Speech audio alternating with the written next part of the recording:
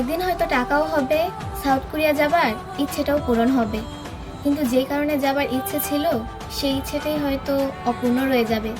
তখন হয়তো বিটিএস নামক কোনো গ্রুপ থাকবে না, কোনো আর্মি ফ্যান্ডম থাকবে না, যারা হাতে লাইট স্টিক নিয়ে বিটিএস এর কনসার্টে অংশগ্রহণ করত, যাদের লাইট স্টিক থেকে পার্পল রঙের রোশনি বেরিয়ে আসতো।